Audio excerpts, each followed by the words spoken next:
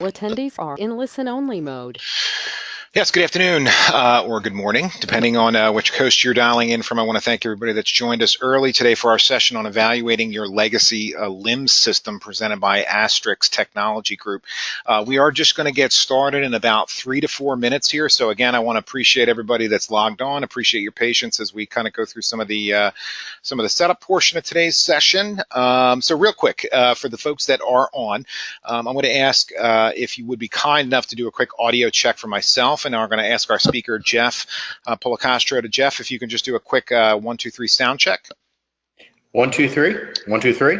Great, thank you very much. I appreciate that. And the folks on the line, if you wouldn't mind using either your chat function or your question function to just confirm that you've heard both of our voices clearly, that would be great.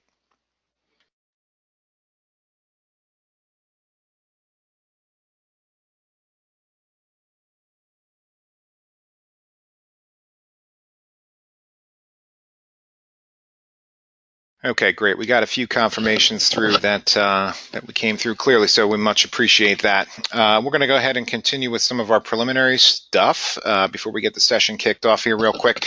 As far as the timing goes, we have a scheduled start for 1 p.m. Eastern, and we have until 2 p.m. I don't know if we're going to use the entirety of that hour, but that's what we have allotted to us. We'll be respectful of everybody's time and make sure we don't go over that. I do want to let everybody know that there will be a recorded version of this made available within about 48 hours after today's session.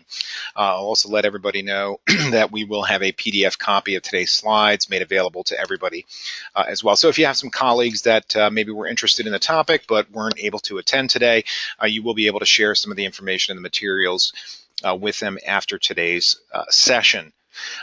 We are about 2 minutes out. So again, I just want to reiterate to everybody, a video copy of today's session will be made available within about 2 to 4 business days. A PDF copy of today's presentation materials will also be made available.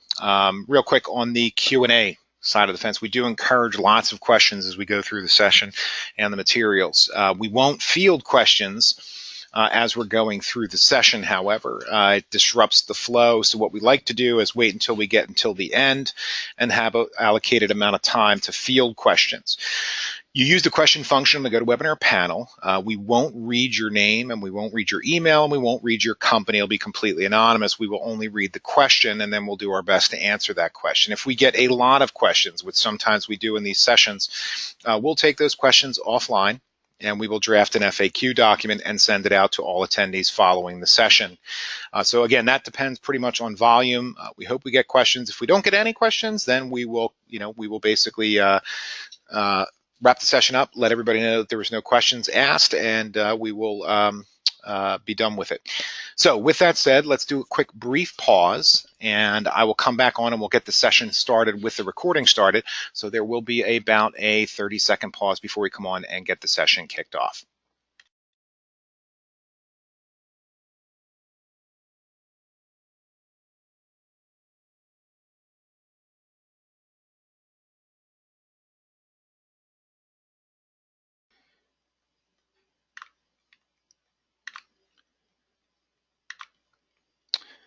Hello and welcome. I want to thank everybody for joining us for today's session, Evaluating Your Legacy LIMS, Part 1 of Re-Engineering Your System.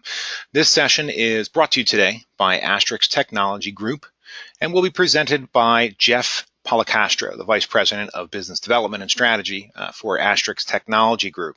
And I'd like to go ahead and take a moment and introduce Jeff and give a little bit of a background information on Jeff's background before I turn the presentation over to him. Jeff, you can go ahead and go to the next slide. So today's session is going to be presented by, again, Jeff Policastro. Jeff brings with him over 25 years of laboratory informatics experience. He's worked with a wide variety of LIMS systems, ELN systems, and CDSs. He's had a variety of different roles over the years, including sales leadership, marketing, and product management, and has worked with some of the top-tier vendors in this space. So just a wealth of experience, a wealth of knowledge, practical experience and knowledge in this space, obviously with a life science focus, but also some expertise in other domains. So it's with great pleasure I'd like to take a moment to introduce Jeff. And Jeff, I'm going to go ahead and bring you on and have you take over today's presentation, and I'll come back on when you're finished, and hopefully we can field some questions. Great, thank you, Kevin. Thank you, everyone, for joining today. Today we'll talk about re-engineering your LIMS system. So in my 25 years of serving the LIMS community, if I could tell you how many times I've heard clients and colleagues say to me, hey, we need a new LIMS, I probably wouldn't have to be here today doing this webinar. But at some point, if you do own a LIMS, there will be a time where you need to decide whether you upgrade, enhance, or replace your LIMS system. In addition to vendor's product lifecycle, there are many factors that can influence this decision and make you want to potentially hit that reset button. So let's take a closer look at how we've gotten to this point. A lot of times it's attributed to changes in the business, whether that be mergers and acquisitions, new products coming out within your facility that you need to manage and get out through production and out to your clientele. And also regulatory changes can impact this. One of the most pressing issues that I've seen are issues with the original implementation. This is often due to poor planning. And as a result, there are challenges with the triple constraint, such as on time, on budget, and meeting requirements. Lack of understanding of what the resource level needs to be or what the real budget is. And all of these tend to lose the momentum of that project. As a result, you're often forced to work with what you have. So creating manual processes, workarounds, or using other point solutions, whether that be other databases such as Access, Excel spreadsheets, potentially ELNs or LES systems, and never really getting them integrated. Another influence can also be additional priority or initiatives. So maybe you've started your LIMS implementation, you've gotten through phase 1 of that, and then there was an initiative to get an ERP or MRP system in place, which has pulled resource and money from your project.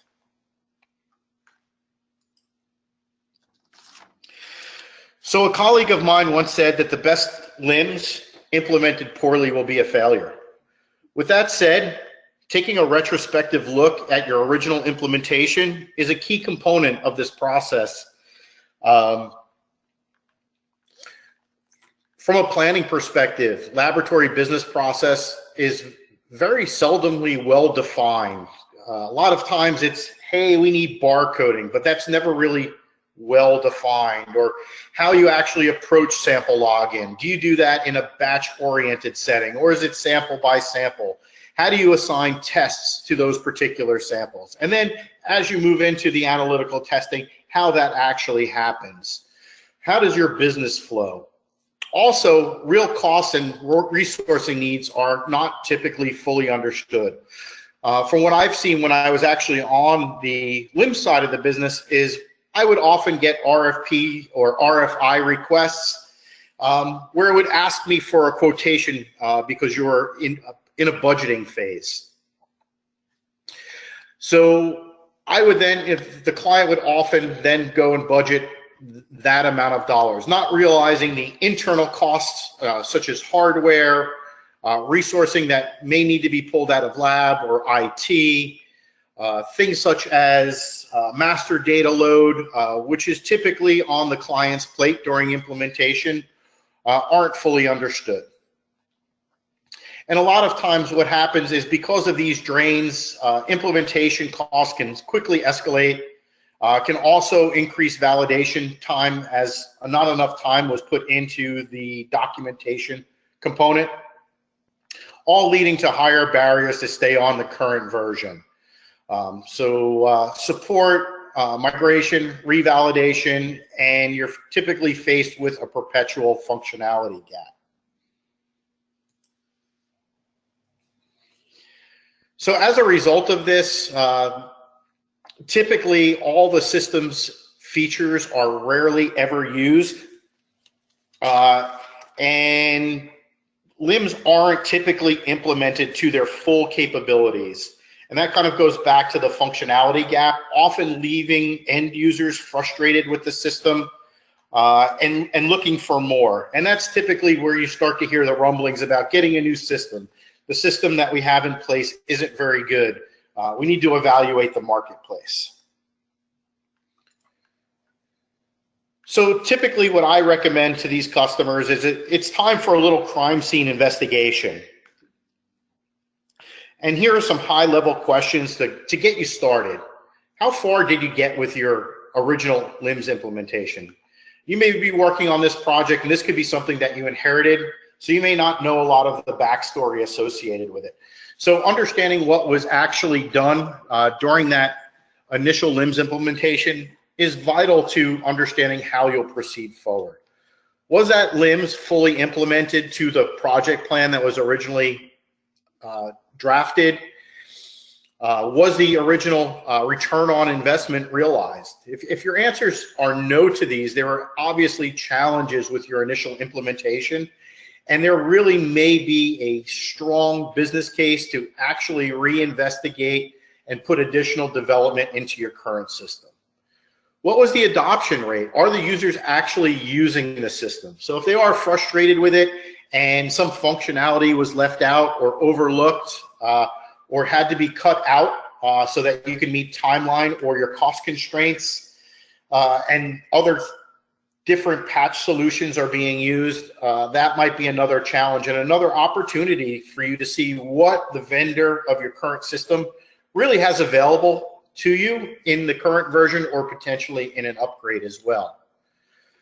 So looking at what gaps still remain, some of the things that are typically towards the tail end of any phased implementation or reports. So usually the standard set of reports are addressed, and other enhanced reports or ones for particular groups or day-to-day use may be put off till a later date, and maybe they don't ever get put into place. So that puts some constraint on the people using the system.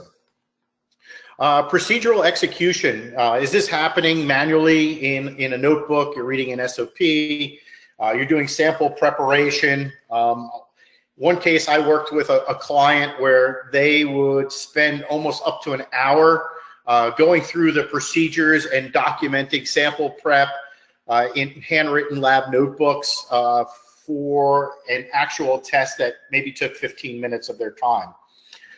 So for that particular client, that was an area of enhancement with their current LIMS system that we were able to investigate for them. Instrument interfacing, another great opportunity to automate workflow and process in the laboratory, eliminate errors in data transcription. It's often put off until later phases of a LIMS implementation and never comes to fruition. So another opportunity that you may have with your current LIMS to enhance its functionality and please the user base. Similar for system integration, are you using other point solutions such as a chromatography data system that you may want to have integrated, SDMS, electronic lab notebook, all the different things you may use in the lab. If you're a contract lab, you may be looking to integrate maybe your billing system and CRM for customer complaints, whatever it may be. There are opportunities for integration as well. And then, are there different options available to you now to fill these gaps? This is an investigation you'll have to do with both the open marketplace as well as your current vendor.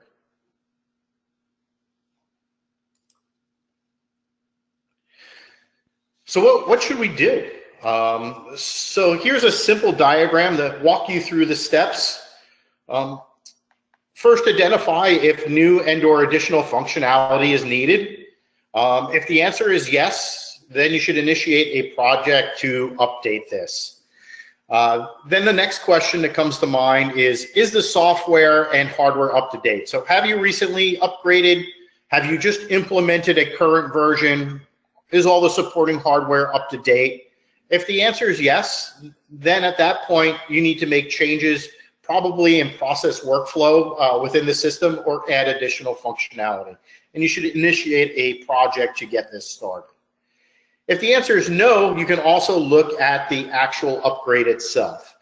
And then you'd be asking yourself, is that software package, that LIMS package, does it have the ability to be updated? Can that hardware be updated? If the answer is yes, then you can initiate a project to do an upgrade, add the enhancements.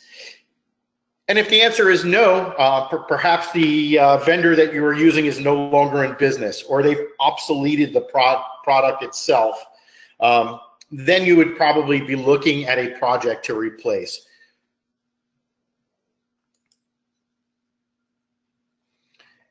And just to elaborate on the options for solving the problem, today we're going to focus on the re-engineering and re-architecting of the legacy system. In the next in this series, we'll actually have an upcoming webinar on the procurement and purchasing of and migrating to a new system. But once again, today we're going to focus on the re-engineering of the system.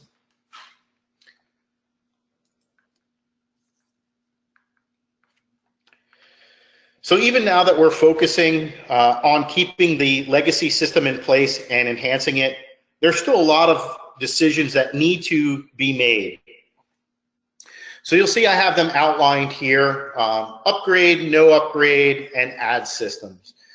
So if you've made the determination that you need to upgrade, once again, will that be a like-for-like upgrade? So maybe additional functionalities really not needed. We just need to get to a more current platform, or you're looking to put the system up into the cloud and you're on a client server version and need to move to the browser-based version. That's one way. And then the other way is, of course, with the enhancements. That's where you'll be looking at, potentially elimination of customization within your system and leveraging inherent functionality in the product itself, or adding additional workflows to support changes in your business environment. There also could be no upgrade. You could be on that current platform and you really just need to enhance the functionality, whether that's supporting the next phase of your project, addressing additional business needs, or even new changing business needs. And then finally, adding systems. So maybe there are some capabilities that are required that are outside the world of LIMS. Even though there's been a lot of convergence of functionality through the different solution sets, but you may need to add a system. Potentially it's a laboratory execution system that's procedural, where you actually build something like your SOPs into the system, so a bench analyst can actually walk through something like a titration or a pH test. Or it could be ELN, or a scientific data management system if you're looking to store all of your raw data and have that searchable. It could be your manufacturing system or other point solutions, and even your instruments.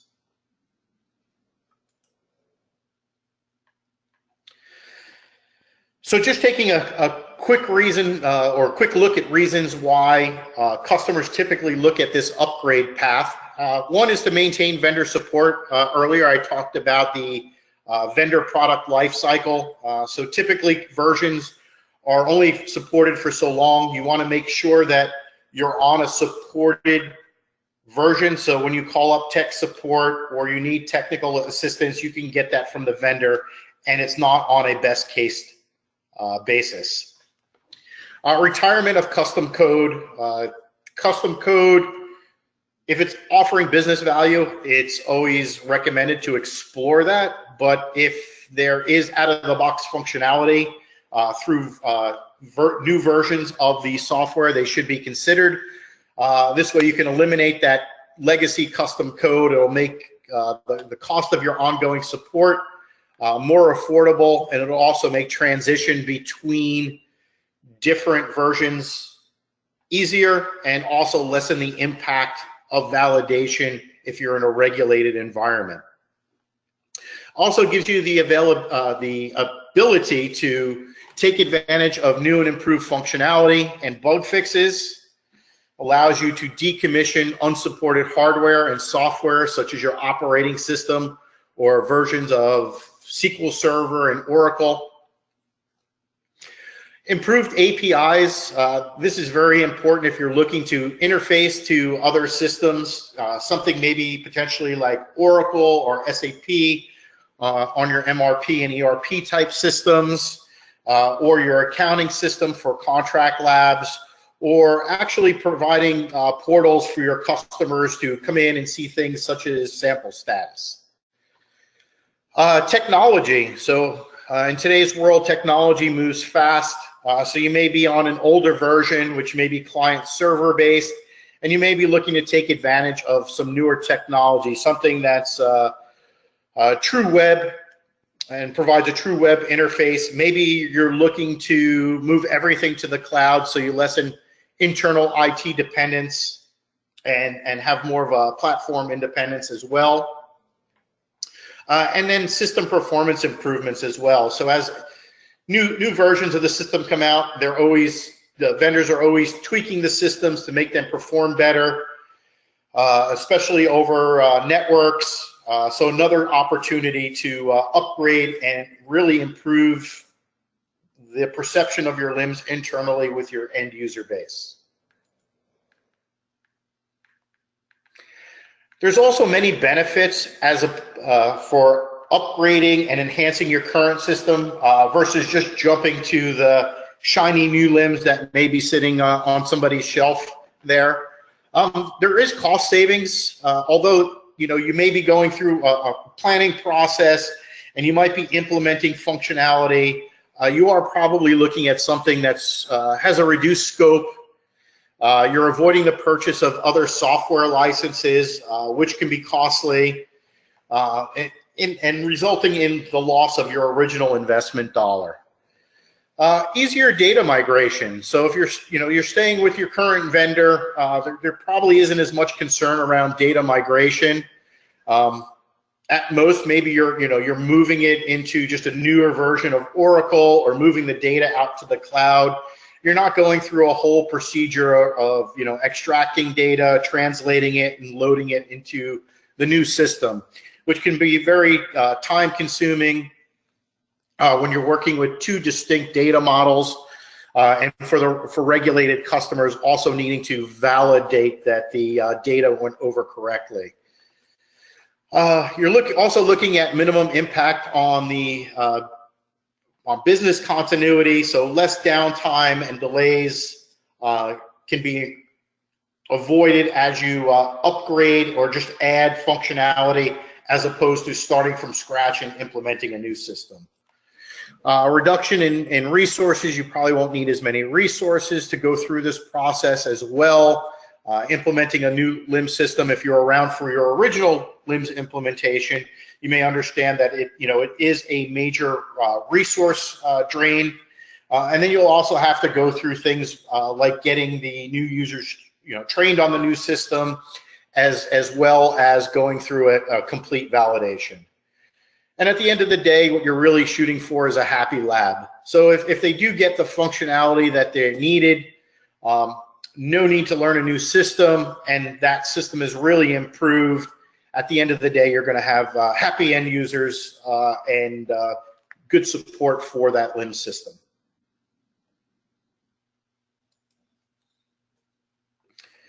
As I mentioned earlier, planning is essential, and as well as managing change. So for this endeavor to be successful, performance must actually be improved in a way that it was intended. So really what I mean by that is, if this upgrade and enhancement project is truly seen as a step forward, it's going to be adopted. You're going to see benefit realization. You're going to create value. There's going to be return on investment. So there'll be results and outcomes. And at the end of the day, the users will ultimately adopt it. If you go through the process and you don't dot all the I's and cross all the T's, and you miss things and you haven't gone through diligent planning, what's going to happen is things are going to get missed. So there might be things that actually worked well in the older version, and end users are going to be upset that what worked great in the previous version does not work so well now. And then they'll be looking for other point solutions or using Excel again, or looking for workarounds. So you want to avoid that and really create value and make the system truly be better than how it started.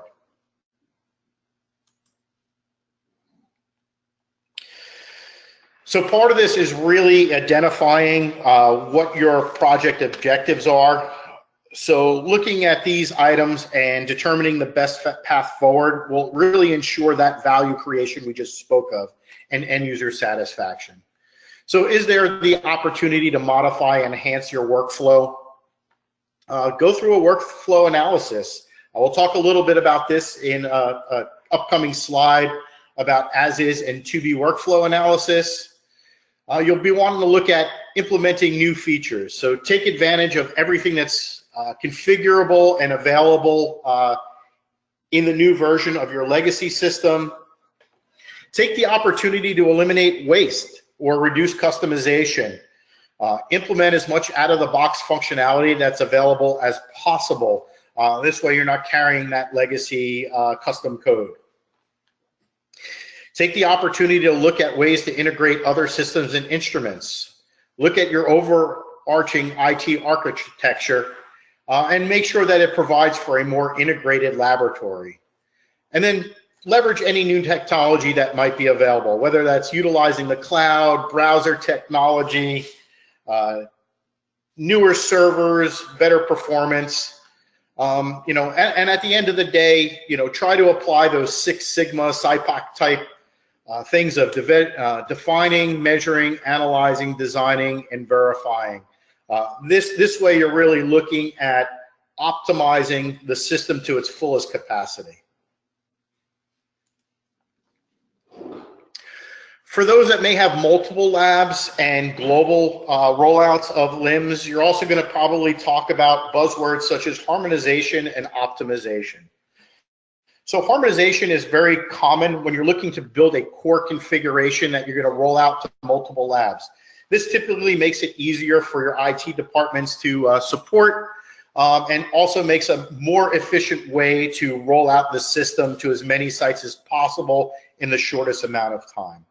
The constraint there is that's typically a solution that's the lowest common denominator that all the stakeholders involved will accept in order to manage those constraints such as cost and the time constraints as well. Optimization takes it in this step further where you're actually looking to make process better. So this may be after you do the initial rollout is going around site by site to understand some of the things that might be specific to each site and finding ways to optimize the workflow and build that into their solution, so site by site. So kind of harmonization, optimization probably plays along the 80-20 rule, where you're trying to get 80% of the system built and standardized for the core configuration, and then optimization is actually going out to each of the individual sites, looking at the workflows and looking at the best way to leverage the system to meet those requirements. So how do we get this all done? So I typically recommend a process here to make sure that you're successful in your endeavor. So I've broken it up into 3 distinct areas. Data collection. In that data collection, what you're really going to be doing is making sure that you name the project objectives. We spoke about that a little earlier in the presentation. You're going to do a business process review. So what's different today? How does the lab operate? How does it need to operate? Where can we pick up efficiencies? Where are the bottlenecks? And then how do we move this forward? And then also you're going to want to look at current and planned systems in review as well. So kind of going back and doing that retrospective look at your current LIMS system, the crime scene investigation that I had mentioned earlier, understanding how it was implemented, why it was implemented the way it was, how it's serving the user community today, what actually works really well in the system, so you want to make sure you don't lose that, And then where are those bottlenecks, those opportunities for us to make this system better? Then I suggest having a series of workshops. And what you're going to do is you're going to define the current state, where you currently are. Typically, you may do this in Visio and outline all of your flows throughout the different workflows in the laboratory. And what you'll do is that becomes the baseline. And then you're going to work into the future state. What should this system look like after we build in all the functionality, the workflow enhancements, elimination of waste, and then what solution sets are going to be in place? So what should the lab look like after that? And then ultimately, out of that, build out your requirements. And then the next phase is you're going to actually move into the plan itself. So I always recommend having a project plan, which will include the strategy, the solutions, the resourcing, all of that should be defined in the plan. And then you kind of move on to execution. So at this point, what I would like to do is actually focus a little more on the data collection, because I think that is really essential to the success of a project like this. So one of the first things you're going to do, I mentioned, was the systems review. And once again, what you're going to determine is what should be retained, what should be changed. Are there any opportunities for interfacing or integration, and get all of this defined. Are there other systems that you're already involved in looking at? Could the lab also be looking at bringing on a new chromatography data system? Well, if so, how does that impact your LIMS upgrade or LIMS enhancement and re-engineering project? Should there be considerations made for integrating that as part of this project as well? So these are some of the questions that you'll want to ask as you go through this process. The next thing that you'll want to look at is data, what I call data producer requirements. So these are the people in the lab that are actually working to produce data. So what's important to that person or those people in the laboratory? It could be things like simplifying sample preparation, elimination of paper notebooks, automation of data and data entry. Could be dashboards to manage their work life or sample management. These are all opportunities to ask them the questions and understand what they need, what their bottlenecks are, and what would really make their day in the lab a lot easier, where they can actually focus on the science as opposed to the mundane tasks that they are challenged with every day. Next is data consumer requirements. So the people who are actually reading the reports or making decisions, what's important to them and understanding why. Is it laboratory metrics? So they can look for bottlenecks, look for opportunities to train lab staff, see what workflows can be improved. Could it be based around product release, getting the product out the door faster? If you're a contract lab, maybe you're inundated with incoming calls of your clients asking, hey, what's the status of my samples that I mailed in last week? Perhaps creating a portal that they can actually look this up on their own can really alleviate some of the tasks and steps these data consumers need to go through. Is it at a specification reporting? And then also, how will the data be distributed to these people? Will it be via email, hard copy report, through a web portal, as I mentioned? So a lot of questions can be asked here, once again, to build those requirements, those as-is and to-be workflows and your requirements for the project.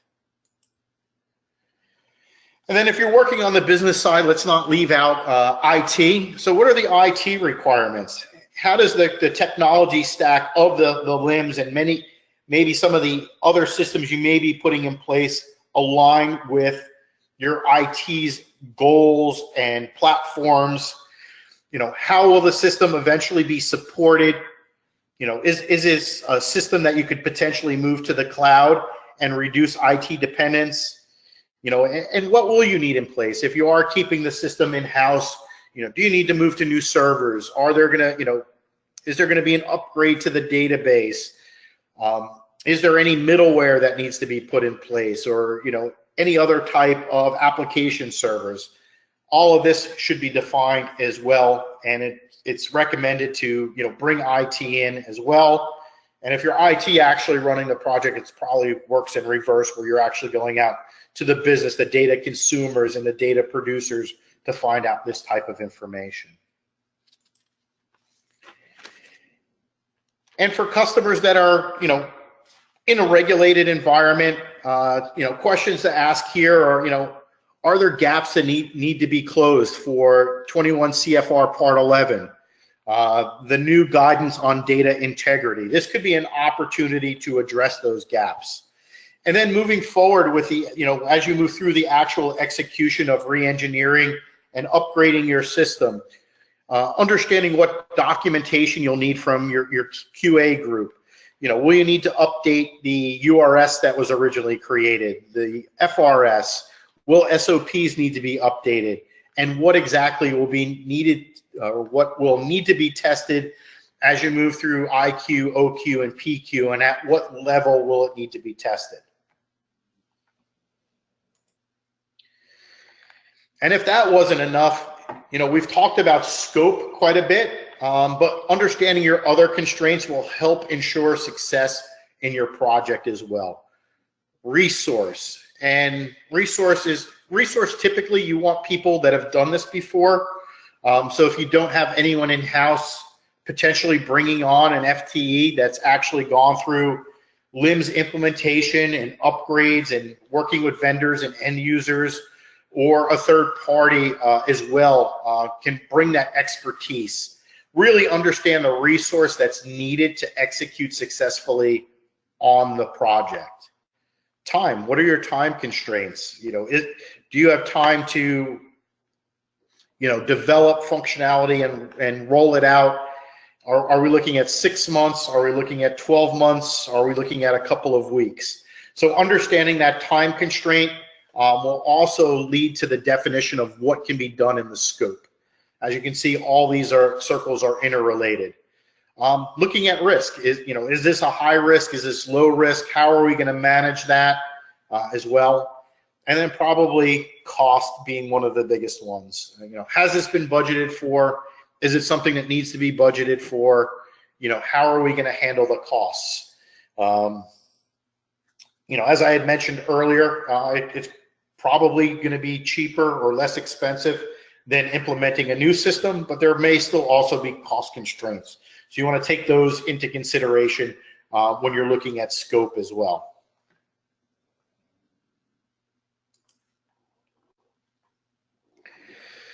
So then you're going to move into kind of that final evaluation process where you're really finalizing the details.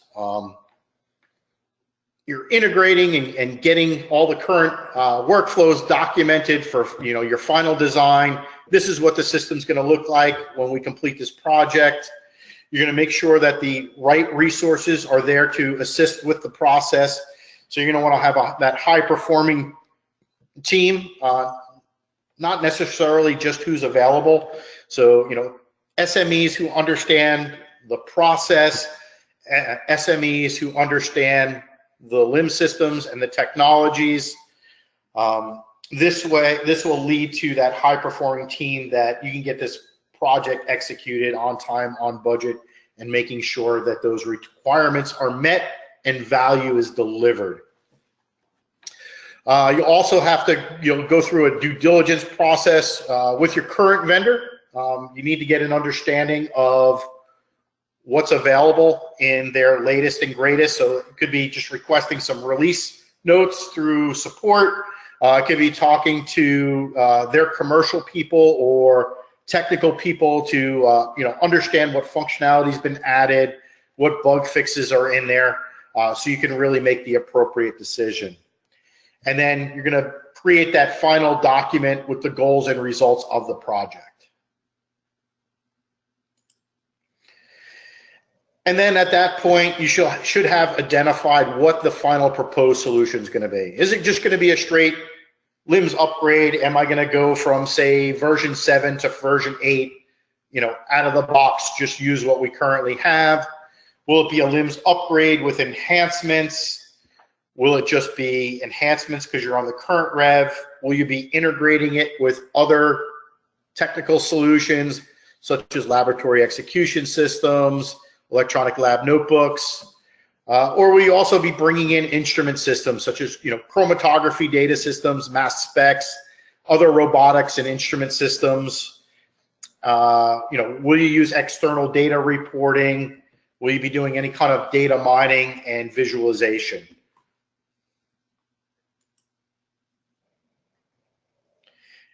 And then kind of on the back end, you'll also need to manage the change. So throughout the process, you're going to want to identify champions. People are really excited about the project, and they can be your champions and be the voice as it moves out into the laboratory to get people on board and adopt the new system and move away from the older version and maybe some of their point solutions that you may be obsoleting. Make sure that you involve stakeholders. When you have stakeholders, they're involved. They have, you have that early buy-in and support for the project. One of my keys is always over-communicate. I don't find any issue with over-communication, but lack of communication can really damage a product or a project and lead to, if there's delays, if people aren't aware, they're going to say, oh, this new version of this new improved LIMS is never going to happen. But if you're keeping people abreast of what's going on, they're going to be ready for any delay or what's coming, and it's going to keep the confidence in the project. Training, you're going to make sure that, probably do, some sort of train the trainer and point training to the different roles in the laboratory. And then also make sure that go live support there. So when you actually go live and flick the switch, that there are people there to support, to see if there's, questions, if there's feedback, and feedback is good. So if someone comes and complains about, the new version, that means they're using it. So make sure you get those items drafted and look at either, moving them into, development and production as soon as possible, or make sure you have them planned for a future phase as well.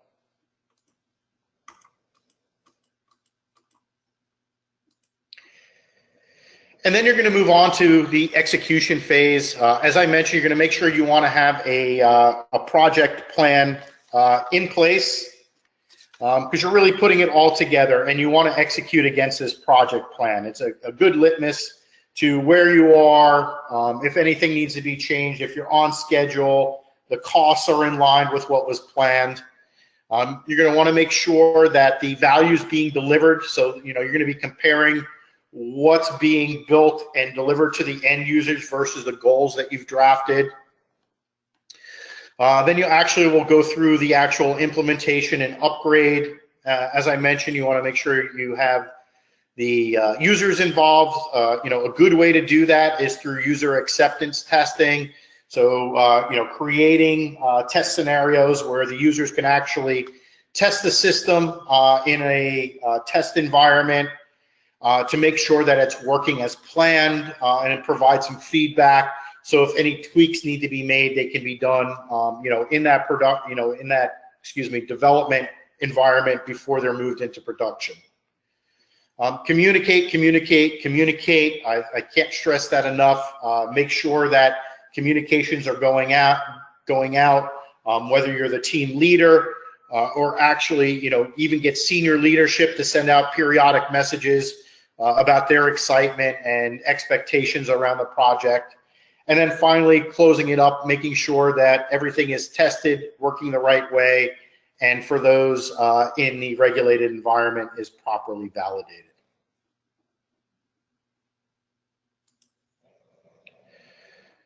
So just some key takeaways that I wanted to share with everyone. There are lots of options on the table if you have a system in place. And I think it's a great opportunity to explore all those options. Just don't leap and say, hey, we need a new system unless there's a real need for that. And hopefully many of you will join the next segment of this series to understand some of the reasons why you may want to do that and some best practices approaches to that as well. Planning is essential. Understand your current laboratory workflow. That really becomes the baseline. As I mentioned, between what works well, what doesn't, where can we enhance this system. Performance is always going to typically be measured by sample throughput. So a great idea to measure that before and after, and then you actually have some real world case studies around that. There is opportunity for compliance gains through automation. So if you are able to add things such as instrument integration, address some of the data integrity recommendations from the FDA as well, all of this, most of the LIMS systems out in the marketplace today have those capabilities. Any opportunity to replace paper and move to electronic records will be a time savings, and once again fall back into compliance gains as well. Be prepared to evaluate third-party applications. So there may be additional applications that can enhance your current LIMS system. So if you're doing something like SQC and SPC testing, something like NWA Quality Analyst, which can overlay your LIMS system, may add that functionality. Additional reporting tools or data visualization tools, things like that can definitely really enhance your current system. And just keep in mind, there is no one-size-fits-all solution for laboratory process improvement. Go out, go through that exercise, really understand what's right for your laboratory environment, and overlay those workflows into your LIMS system.